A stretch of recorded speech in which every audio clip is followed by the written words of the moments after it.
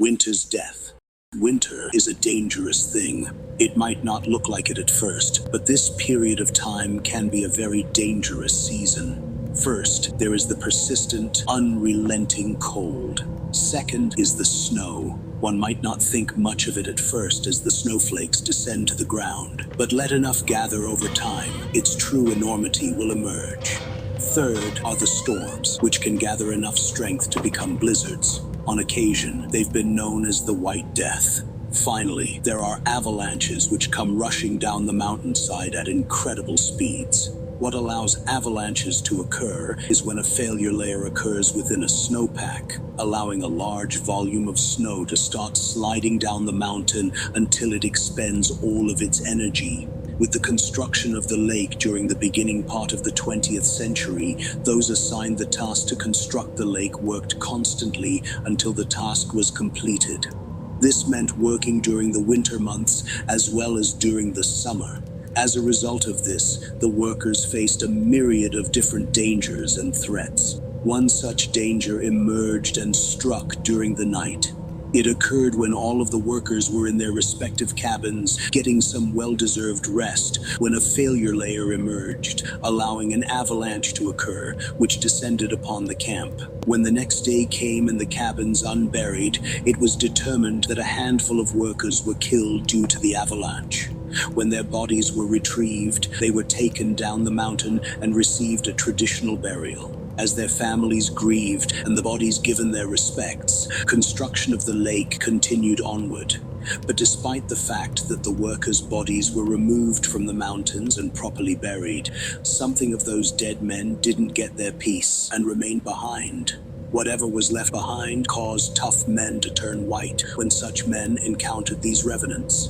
Others became catatonic and had to be sent to sanatoriums. Those who didn't become catatonic after their encounters just abandoned their gear and went back to civilization. Damn the consequences. When these individuals were confronted about what they saw, none of them would give a reason about what happened or give details of what they saw. Whatever they came across frightened them badly enough that it caused their blood to run cold. On windy nights after the avalanche occurred, reports would occasionally come in about how the wind would sound eerily similar to that of human screams. In these reports, the screams would either occur just in passing, while other screams appeared to come directly at the dining lodge at suicidal speeds. With some of the individuals who weren't as easily spooked, they claimed to have seen what appeared to be that of floating, glowing eyes that would appear to stare directly at them before they would disappear, either at the blink of an eye or at the approach of the wind or breeze.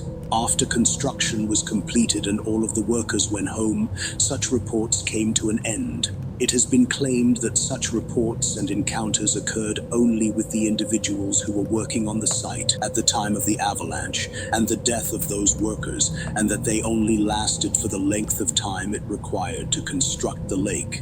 There have been others, however, that claim that such traumatic deaths permanently affect a location and never entirely go away.